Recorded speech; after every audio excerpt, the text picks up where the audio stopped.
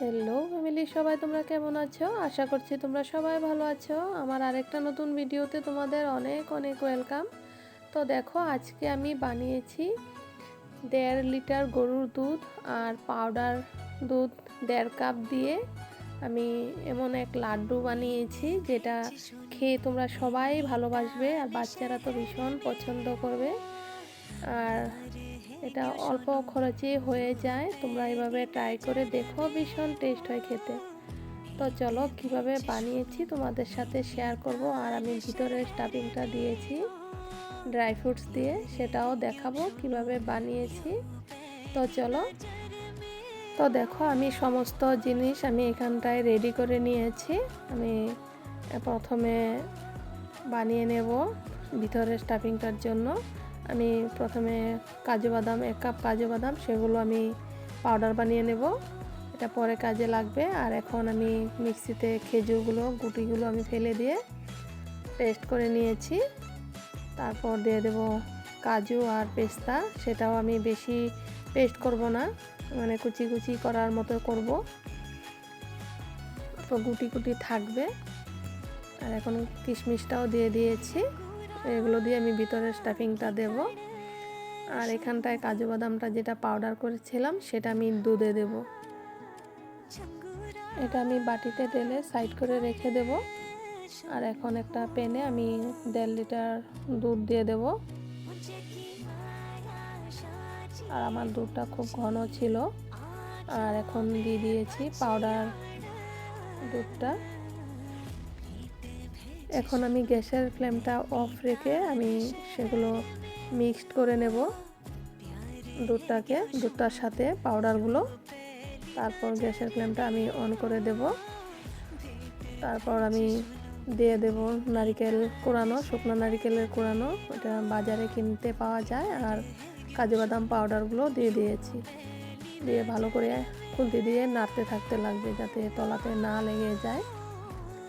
তো দেখো আমি খুব হাত দিয়ে ভালোভাবে নেড়ে দিচ্ছি। এখন এলাচ থেতু করে সেটা দিয়ে দিয়েছি, আর 1 বাটি চিনি দিয়ে দিয়েছি।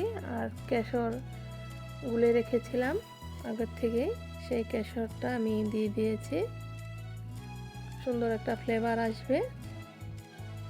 এখন আমি এটাতে 3 চামচ ঘি দিয়ে দেব। বাজার থেকে কিনে না আনে এভাবে তোমরা ঘরে ট্রাই করে দেখো, ভীষণ টেস্ট হয় খেতে, বাচ্চারা ভীষণ ভালোবাসবে। তো দেখো হাত দিয়ে গুটিয়ে আমি অল্প সাইড করে রেখে দিয়েছিলাম, ঠান্ডা হওয়ার পর সেটা লাড্ডু শেপ দেওয়ার চেষ্টা করছি। তো দেখো হয়ে গিয়েছে। এখন আমি এটা একটা প্লেটে নামিয়ে নেব। আর ড্রাই ফ্রুটসগুলো যেগুলো করে রেখেছিলাম একটু ব্যাটার দিয়ে আমি দুধের ব্যাটারটা দিয়ে ভালো করে মথে নেব। এটাকে আমি ছোট ছোট করে লাড্ডু বানিয়ে নেব, হাতে একটু তেল মাখিয়ে। আর এই লাড্ডুটা হেলদিও, তোমরা বাচ্চাদেরকে বানিয়ে দিতে পারো। তো দেখো ঠান্ডা হয়ে গিয়েছে অল্প, আমি এটা ঢেলে ভালো করে হাত দিয়ে মুথে নেব।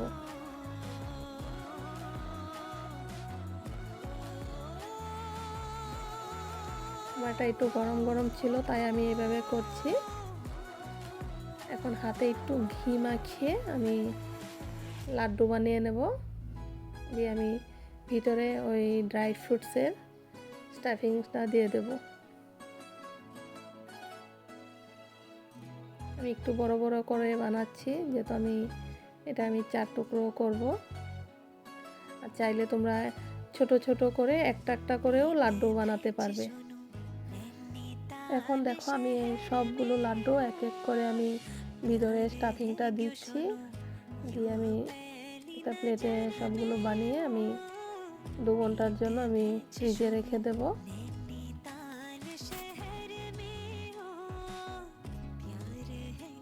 আর আমার ভিডিওগুলো যদি তোমাদের মন পছন্দ হয়, মানে আমার রেসিপিগুলো যদি তোমাদের পছন্দ হয়, তাহলে বেশি বেশি করে শেয়ার করে দিও। আর যদি তোমরা কেউ নতুন হয়ে থাকো, আমার পেজটাকে ফলো করে দিও। তো দেখো সবগুলো আমার বানানো হয়ে গিয়েছে। এখন আমি এটাতে সিলভার রক দিয়ে দিয়েছি, মানে এগুলো আমি কেকে দিই সাধারণত। দেখতে ভালো লাগে তাই আমি দিচ্ছি, তোমরা এগুলো না দিলেও পারবে, তাই অন্বেষা অল্প হেল্প করে দিচ্ছে। আমি সবসময় চেষ্টা করি বাচ্চাদেরকে কিছু ঘরে বানিয়ে দেওয়ার জন্য। তো দেখো আমি সেগুলো ফ্রিজে রেখে দিয়েছিলাম, পুরো টোটাল সেট হয়ে গেছে, 2 ঘন্টার মতন রেখে দিয়েছিলাম। এখন এগুলো আমি কেটে প্লেটে সাজিয়ে নেব। আর আগের প্লেটও বানানো ছিল, সেগুলো অন্বেষা এক এক করে খেয়ে ফেলছে। তো দেখো কেমন হয়েছে অবশ্যই কমেন্টে জানিও। তাহলে এখনকার মতন আসি, সবাই ভালো থেকো, সুস্থ থেকো। দেখা হবে আবার আমার আরেকটা নতুন ভিডিওতে।